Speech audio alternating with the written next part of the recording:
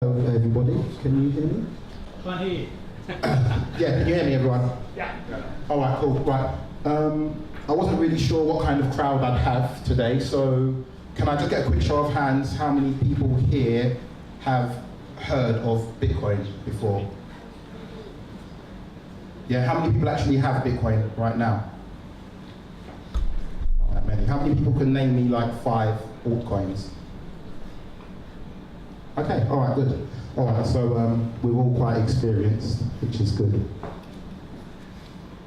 So I'm going to talk today about PIVX, but what I wanted to do was, because I've had a few conversations with a few people already, is I wanted to not just stay specifically on PIVX, but I want to be a bit more broad around the entire cryptocurrency spectrum, and just speak about things from the point of view of being like an investor or someone who wants to get involved in cryptocurrency, and try to explain to you a little bit better what types of things you can do, what to look out for and things like that.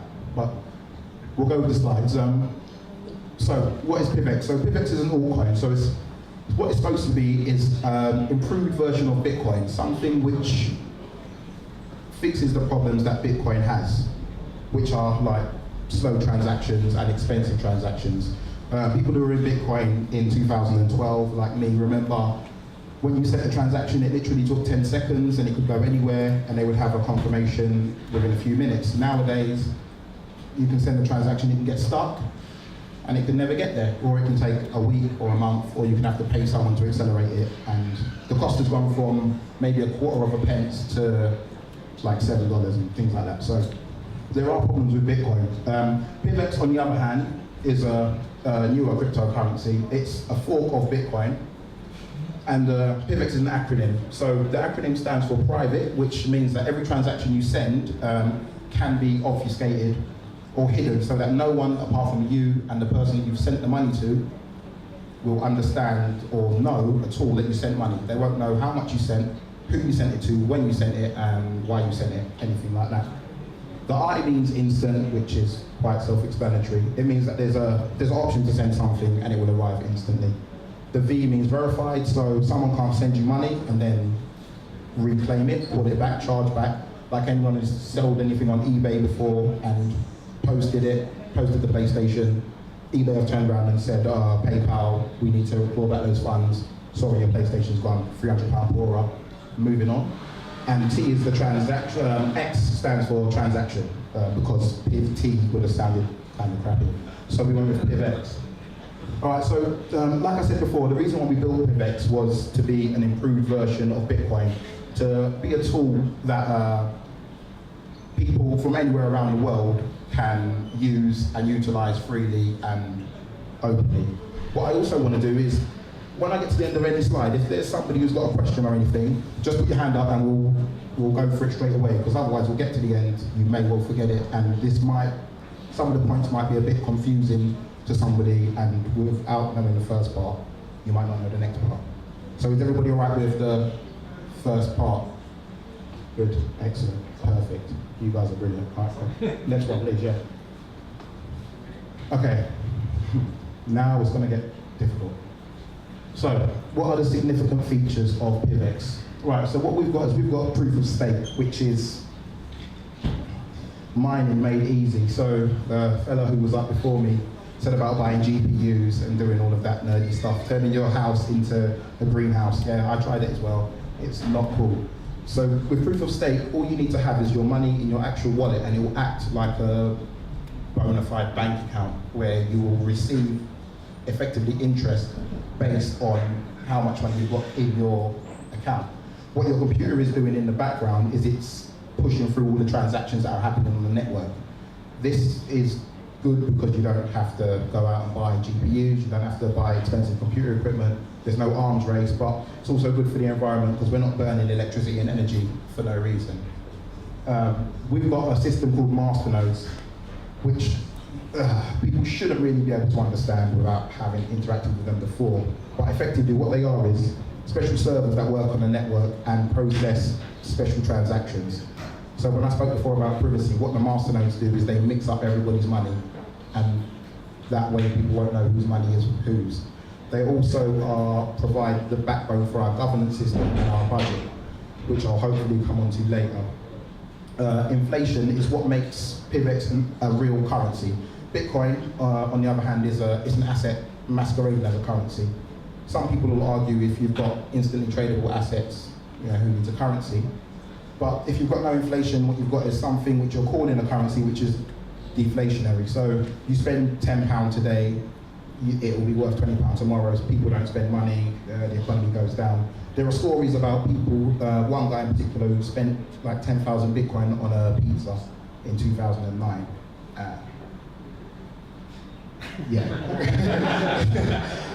So what we didn't want that. We wanted an actual currency, not an asset that was masquerading as a currency. We've also got a manifesto. The reason why we've got a manifesto is because money corrupts.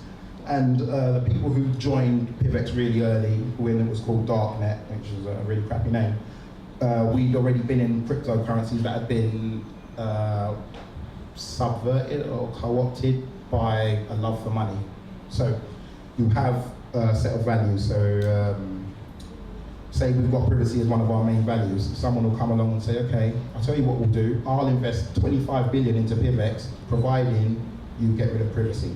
And everybody in PIVX says, okay, privacy's out the window. So what we've done was we wrote a manifesto which effectively outlines what we're aiming to do, why we're aiming to do it, and if anybody objects, we have to look at the manifesto and try and remind ourselves what we're doing. We're also a non-ICO. I put that down there. I may get in trouble now because this is ICO crowd, I just saw advertised, but I've got like a minority view, and this is just my view, so I can't say this on behalf of PIVX or anybody else, but I personally think that a lot of people investing in ICOs are going to lose their shirts. These things are, you're investing in something which is not yet working a lot of the time. So you're investing in someone's dream or someone's idea, someone's white paper. If it works, yeah, fine. Like, you're going to make a ton of money. If it doesn't work, and most of them won't, because most startups don't work, that's just a fact, crypto or non-crypto, then you're going to lose all your money. And at the moment, none of these ICOs, these big money ICOs, there's some that raise 300 million in 30 seconds and stuff like that. None of these ICOs have gotten to the stage where they've been found out, where they've run out of money, where they've run out of cash, and everyone's lost their money. When that starts to happen, the atmosphere will change. So just be careful with those. Sorry, ICO crowd, guys. But no, having said that, it's probably good that you do read things, magazines that are actually investigating these things, and hopefully these type of publications are identifying the bad practices and making sure that people don't lose their money, because there are loads of bad practices. And there are people, not to say that they're scams, because most of them are, but there are people who don't really understand the mentality, the tribalism, the silly things that happen in cryptocurrency. So they've come from the outside with a great idea, and they've done an ICO because they've got a massive reputation in banking or football or whatever it could be. People have invested money in them and they're going to try, but they'll probably fail, and that needs to be taken into account. The most important feature of PIVX was pure luck, and that was just the fact that maybe about 15, 20 guys who had a good 5-year experience in crypto all came together at the same time at the beginning of a project, and we were all pretty angry at the state of crypto and decided to do something that kind of stuck to its guns, and that's how PIVX was born. So, any questions there? Oh, I do. okay, So go for it. you mentioned that obviously you get effectively interest for holding PIVX. Yeah. So masternode holders, or if they're not masternode holders, get rewarded. Is it better for them to stake or to have PIVX rewards? So I've seen some contradicting information on it. Okay, right. So, So anybody who was interested in buying PIVX, what we've got something called a seesaw algorithm. So, because we didn't want too many people with masternodes, because masternodes give you a payout, we didn't want too many people with masternodes to be able to buy more masternodes, because that would just make the rich richer. And because it's linked to our governance system, that then makes the rich not only richer but more powerful. That's what another currency does, and it just results in centralization. You'll end up with 10 guys who own most of the network. Any vote that's in their favor, they're going to vote for. Any votes against them, they're not going to vote for. So we've got that seesaw algorithm for that reason. Right now, and I think it will be this way forever, staking, which is not owning a masternode, just having it in your wallet, is slightly more profitable than having a masternode, for the sheer fact that keeping your computer switched on 24 hours a day is not what everyone can do. So there's going to be more people with masternodes that have got enough money, but unfortunately masternodes are like £15,000 at the moment, so it's, if you've got the money, then yeah, masternode, otherwise staking is probably better. So? Yeah, that's cool. Right. Yeah, that's fine. Okay, so why I joined PIVX, so this is personal to me, different people have got different answers. Hopefully there's loads of people that just say they joined because Carl told them to. That would be a good answer. For me, the main reason was the governance system. People who are familiar with Bitcoin will know that they need to increase their block size. They're not, because there's 6 guys halfway around the world who profit from the block size being small, transactions being expensive. With a good governance system, you can bypass things like that. You can vote and people can decide, okay, this is what we're going to do, and then they do it. Why I joined was also there was room for growth. When I joined PIVX, the market cap was about 300,000. It's about 96 million now, but if you compare that to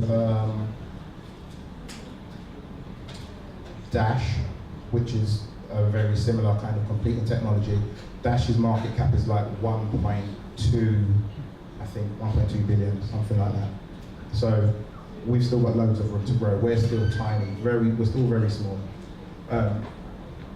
When you look at reasons to buy in or invest in any currency, and this goes for anything, if you go on YouTube, the guys will say, okay, yeah, buy Dash, yeah, buy Ethereum, buy all this stuff, but they tend you to buy stuff that's already massive, because the chances of them being wrong are tiny. But if something's already massive, you're not going to make much money from it going from massive to being massiver.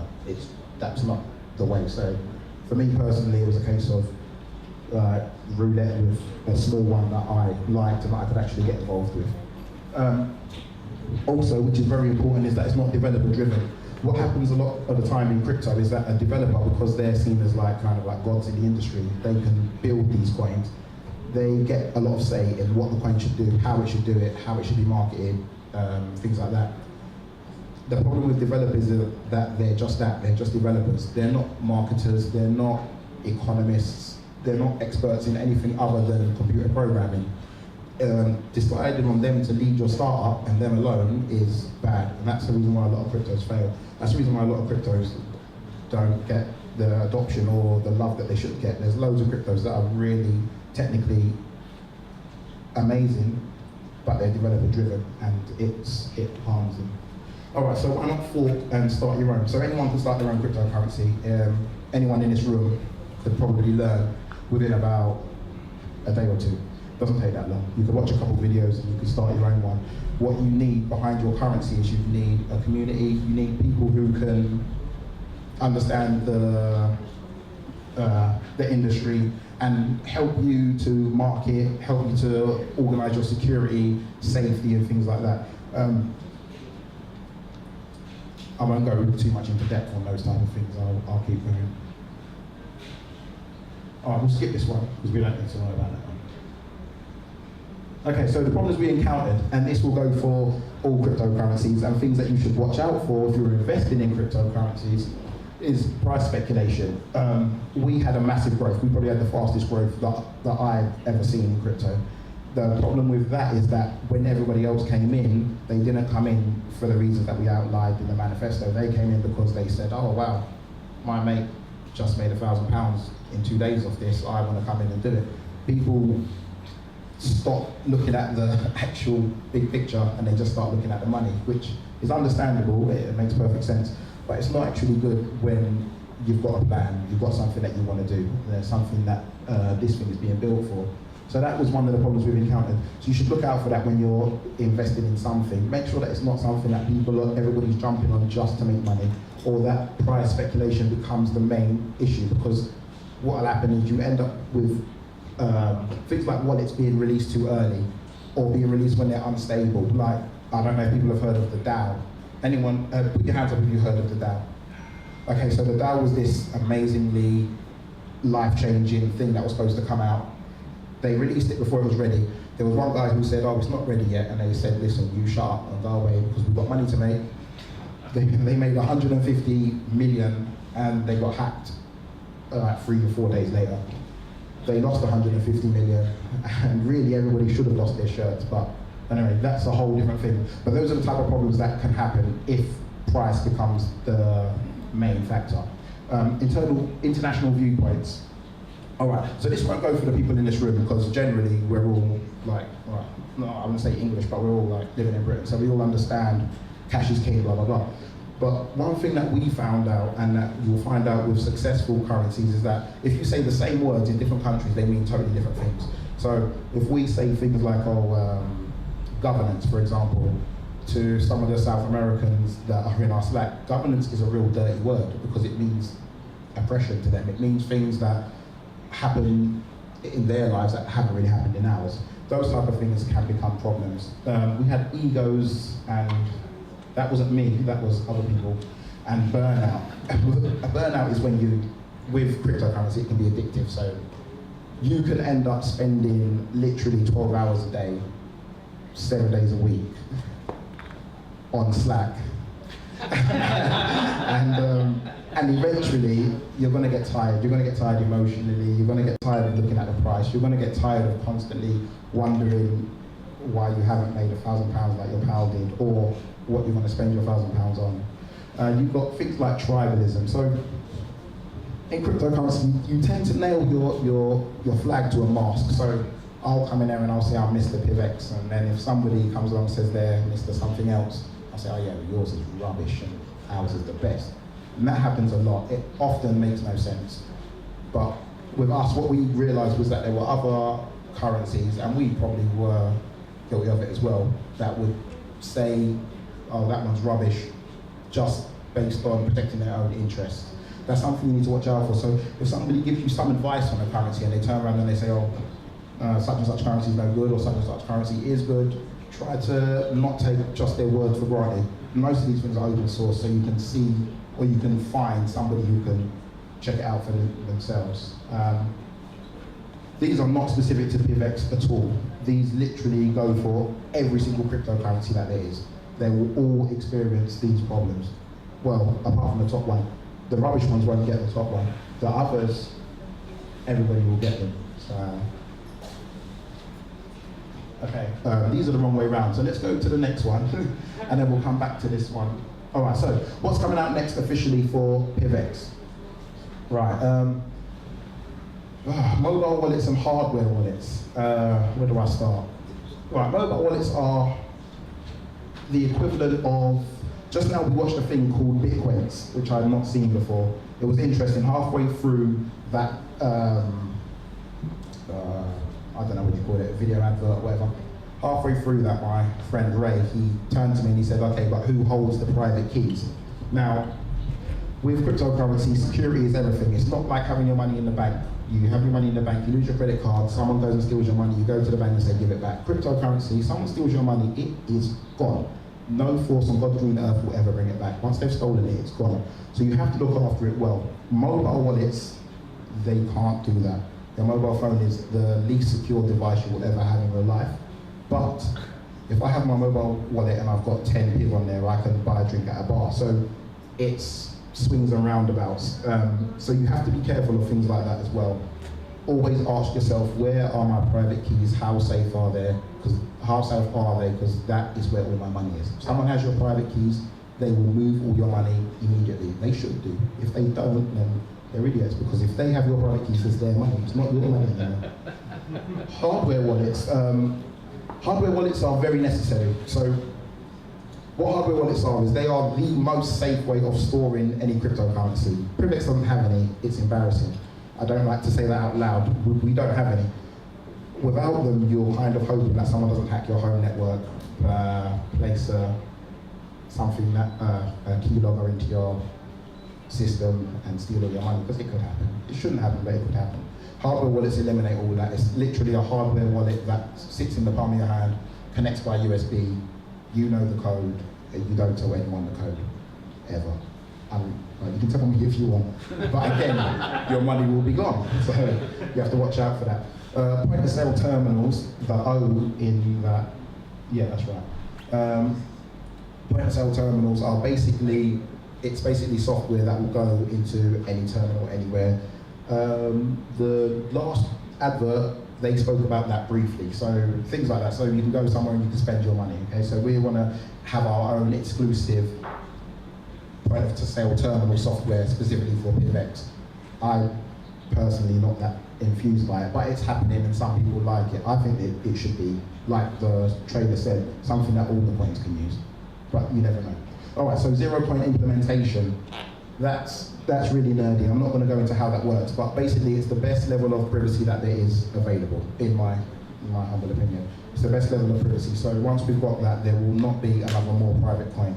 There are other coins now, and the privacy technology that we currently use, it can be undone. It's possible to be undone. It's very difficult. Most people don't have the money or the means or the reason to do it, motivation, but it is possible. So once we've got 0 coin, nobody can ever trace it.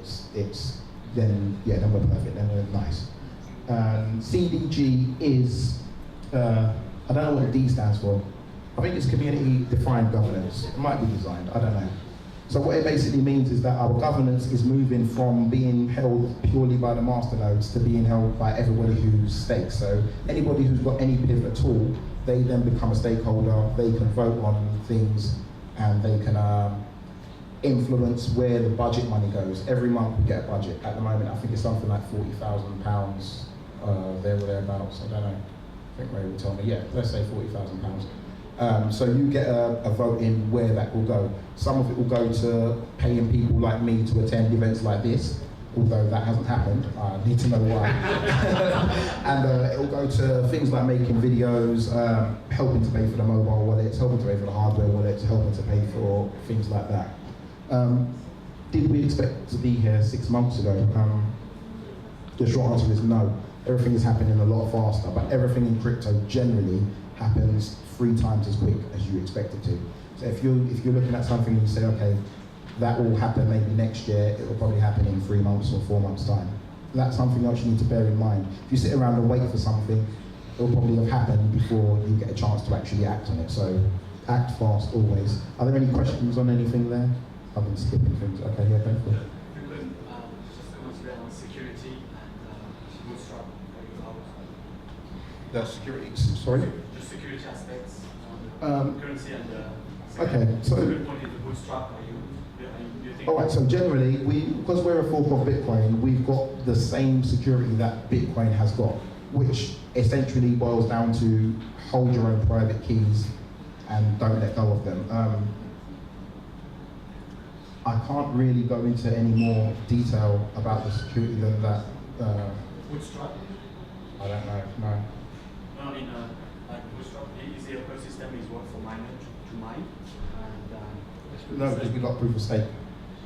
We got proof of stake, so there is no proof of work. So yeah, that's not. It's just not. Yeah, it's just not applicable. So yeah, it would have been a brilliant question, but yeah, for us, we've got proof of stake.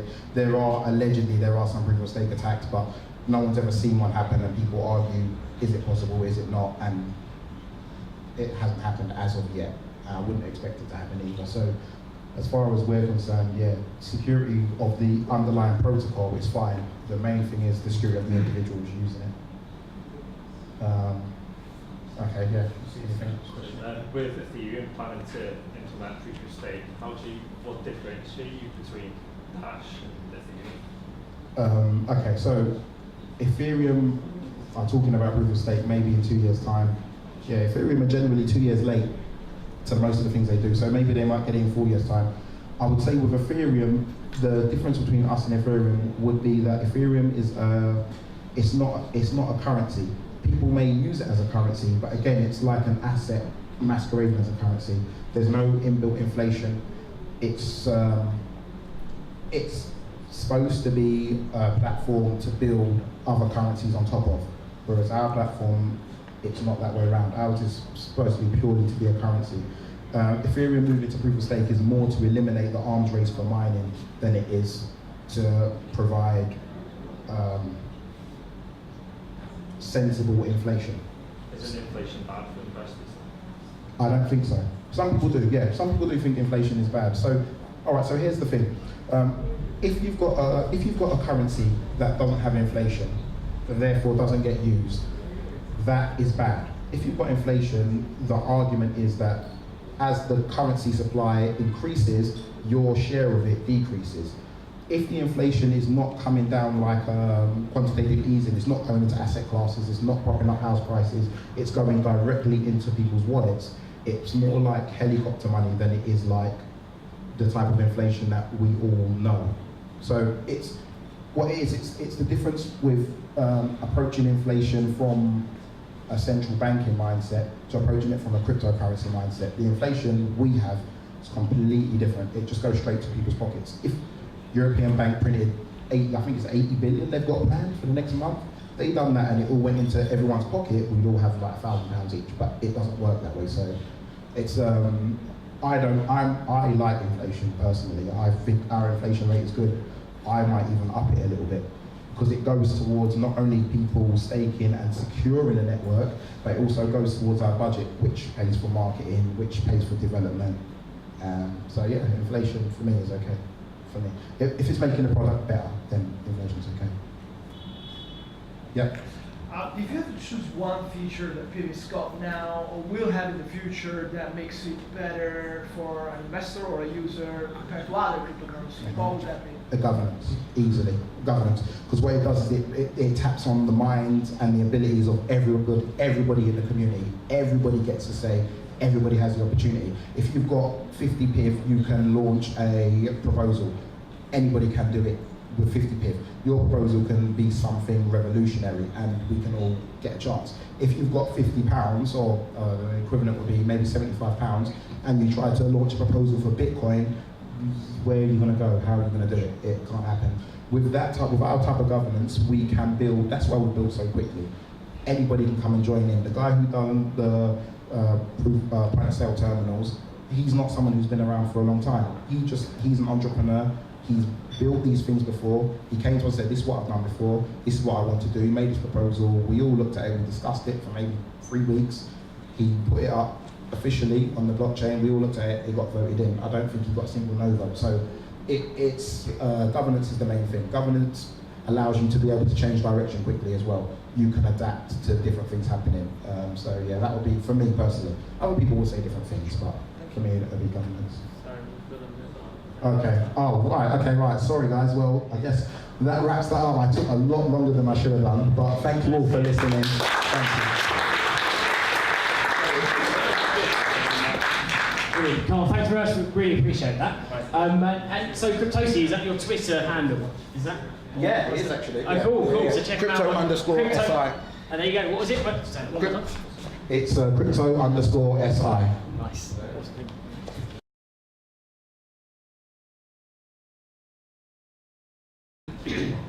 Hi everyone, my name is Rakesh. I'm a crypto investor. I by chance thought I'd buy some bitcoins for my kids, because somebody said in 20 years time or whatever there'd be millionaires. So I started investing in 1 or 2 bitcoins, and so somehow I've ended up here. I have no idea why. We're going to move on to the next slide. Yeah, just keep. Okay. So basically, who am I really? Yeah. So I've been in the IT industry for 35 years. I started off as a postroom boy. Worked my way up. Became a data center manager. From there, I became an application support manager. From there, I then ended up being a project manager. I worked for a large telco company in the UK. I've been talking to them about blockchain technology and whatever. It's a bit hard to actually talk to them because they don't understand. I think the CEO said, explain blockchain technology to me in 30 seconds. Yeah, and I think the guy's having a hard time. Yeah, lucky he didn't ask me that question. So that's who I am. That's my background. Just been around for a long time.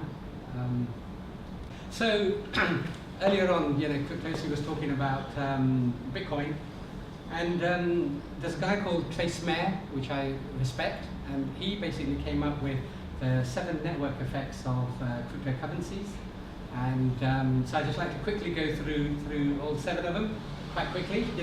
First of all, there's speculation. As you know, everyone talks about the price, the price, the price, the price, yeah? So the first application of any cryptocurrency is going to be the price. Second is like merchant adoption. You know, we need merchants to actually adopt this technology, you know, so basically they can start using it. After the merchants have actually adopted it, you know, customers come along and say, oh, I've got some currency, I'd like to spend it, and they've got the ability to spend it. Currently Amazon use Bitcoin, Dell use Bitcoin, I think Microsoft also use Bitcoin at the moment. And I think you can also get a flight to the moon, is it, or Mars, you know, for 250 Bitcoins, I think. I think Virgin Atlantic or whatever is looking after that project. Yeah. Security, basically we're talking about miners who actually secure the platforms, basically. You know, they run servers, you know, they run the code, they run the algorithm that actually protects the network or their coin.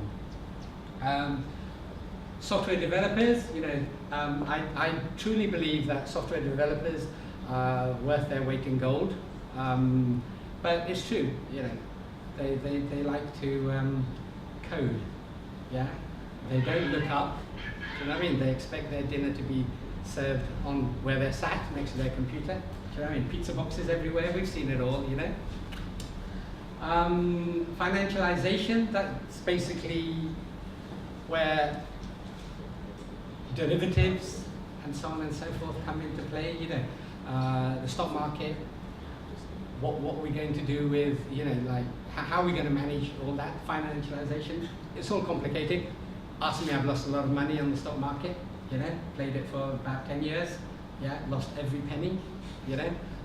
I have arguments with Royal Bank of Scotland, I had arguments with Barclays Bank, do you know what I mean? Because they're the middlemen to my trades, and they've ripped me off no end, yeah?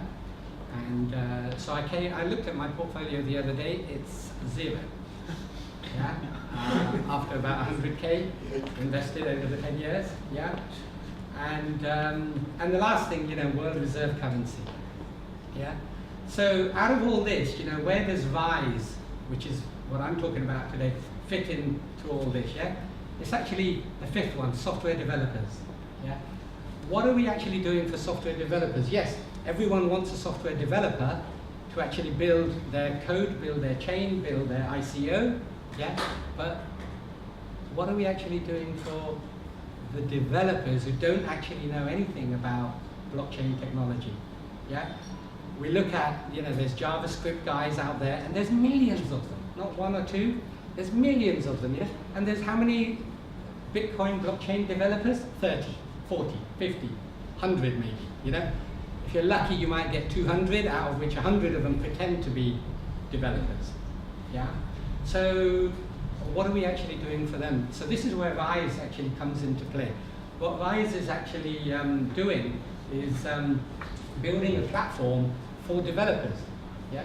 We're building SDKs, system development kits, that actually developers can use, and we're going to try and do this by choosing and building the most important or high-ranking software development kits. Yeah? We're talking about Python, JavaScript, Ruby, C++, not C++, C whatever. C#, that's it, there you go. And so that's what we're actually building, yeah? We're saying, here's a platform, don't worry about the blockchain, yeah? Because that's not your business to worry about, yeah? You guys, you want to develop dApps, you know, decentralized applications. Basically they're apps, but they're decentralized. We look after the blockchain for you. You just build your dApps and you run them on our network. Yeah? We talked about you know, what type of coin it is, well, token it is or coin it is. You know, because you need to transact within the blockchain world. You need to move and transact. Yeah. Whether you use it as a currency or you use it as a token or you use it as a side chain. Yeah, you need something that transacts, yeah? And so we have something called delegated proof of stake. Now that is totally different to proof of stake, which PIVX is, yeah? Delegated proof of stake is basically you have 101 for VISE, we actually have 101 delegates. These delegates are actually voted in by the user community, by the people who actually hold VISE tokens, and they basically put a proposal in, and that proposal basically says, yes, I need to, or I feel that this guy is a good guy, I'm going to actually vote for him. Yeah? And the whole user community has the ability to actually vote for that person, as well as the person himself is able to vote for himself. Yeah? So if we like a proposal, we vote for these guys. Yeah? So we would eventually end up with 101 people who actually secure the network. Yeah? Now, VISE has been around for over a year now. We started building it. Then we had a glitch in the middle, whereby the developer basically resigned. Yeah? So it took us another month to find a new developer. But that was really good that actually happened. Yeah? Because most people see things in like, oh my God, the glass is half empty, the glass is half empty. But what actually happened is that ARC came along, which is another cryptocurrency. Yeah? With Shift. Shift also is another cryptocurrency that came along, And VISE became a hybrid of both those currencies. We initially started off with the Lisk code base. We basically took that Lisk code base and started developing on it. After that, we realized that it crashed and forked all the time. It wasn't doing what we wanted it to do. ARC came along, we spoke to the ARC guys. Yeah? This is where communities and developers do work together. They're not out there, trying to do their own thing. And they basically said, okay, we'll help you guys. And then the Shift guys came along and said, we'll help you too. Because they've made delegated proof of stake work for them. Yeah? So all of a sudden we became an ARC and Shift hybrid.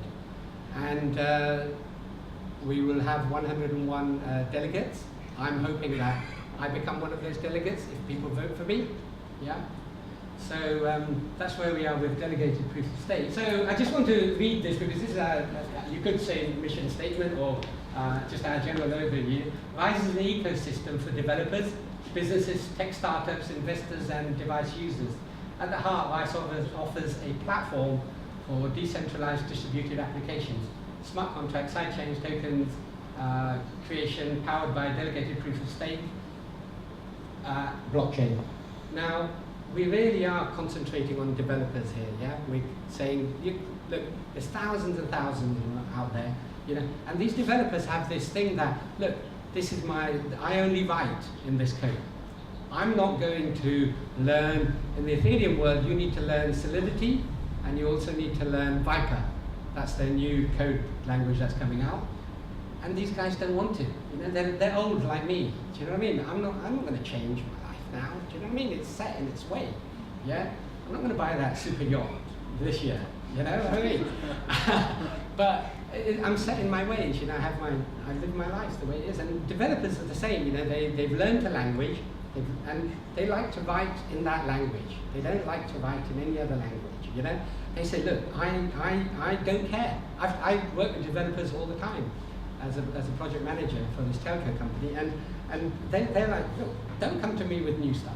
I'm happy with my old stuff. I live my life, using old stuff.